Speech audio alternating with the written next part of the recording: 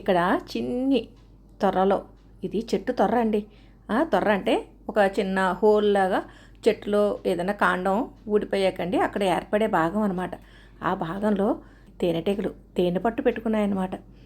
ఈ తేనె పట్టు వల్ల మనకి ఆ తేనెటీగలు కొడతాయి అన్న భయం ఏమీ అవసరం లేదండి. అవి ఉత్తినే మన మీద ఏమీ దాడి చేయవు.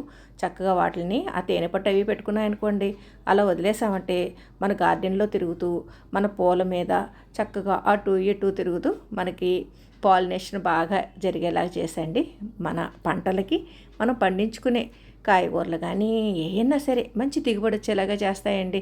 మా గార్డెన్లో రకరకాల పూల మొక్కలు, పళ్ళ మొక్కలు ఇవన్నీ ఉంటాయి కదండి. వాటితోటి పాపం మా ఇంటి పక్కనే పెట్టిన ఆ తేనె పట్టుకు కూడా ఇబ్బంది ఏమీ లేదు. ఈ గానుగ చెట్టు అయితే మొన్నటిదాకా చాలా పూత పూసిందండి. ఆ గానుగ పూలు కూడా వాటికి చక్కగా తేనె గ్రహించుకోవడానికి, అంటే మకరందాన్ని తీసుకుని వెళ్ళి అవి తేనె కింద కన్వర్ట్ చేసుకుంటాయి కదండి. వాటిలన్నిటికీ కూడా కావలసినంత ఆహారం మా గార్డెన్ నుంచి దొరుకుతుంది.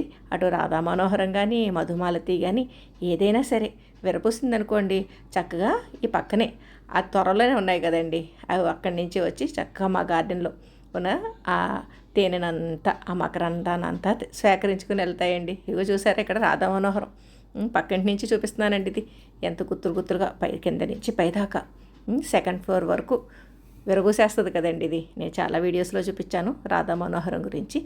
అలాగా మా గార్డెన్లో పూల మొక్కలు అవి కూడా ఎక్కువే ఉంటాయి కదండి. అందుకనే ఈ పక్కన మా ఇంటి పక్కనే పెట్టిందండి ఆ చెట్టు త్వరలో తేనెపట్టు. మాకు కూడా చాలా హ్యాపీ, ఎందుకంటే మేము బీర, పొట్ల, కాకర వీటిలన్నిటికీ కూడా, అంటే కాకర కాదు కానీ వీటిలన్నిటికీ కూడా మేము హ్యాండ్ పాలినేషన్ ఏమీ చేసుకోక్కర్లేదండి.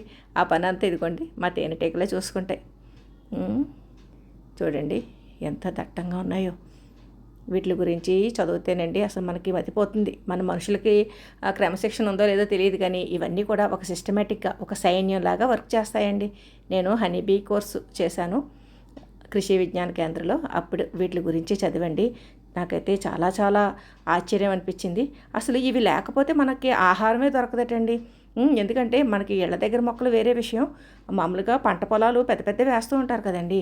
వాళ్ళకి మంచి దిగుబడి రావాలంటే ఇటువంటి మిత్ర పురుగులు తేనెటీగలు ఉన్నాయనుకోండి చక్కటి దిగుబడి వస్తుంది. జస్ట్ ఆ తేనె పట్టు పక్కనే డేకి వినండి ఎంత చక్కగా విరబోసిందో. ఆ తేనె సేకరించుకోవడం కోసం ఎక్కడెక్కడికో వెళ్ళక్కర్లేదండి. ఆ వంటిటి పక్కనే ఆకుమడి అని అంటారు చూసారా, అలాగా వాటి తేనె పట్టు పెట్టుకున్న ప్లేస్ పక్కనే ఈ టేక్విన్ మొక్క. ఇదేనండి మా ఇంటి ముందు పక్కింటి వాళ్ళు చెట్టుకు పెట్టిన తేనె పట్టు.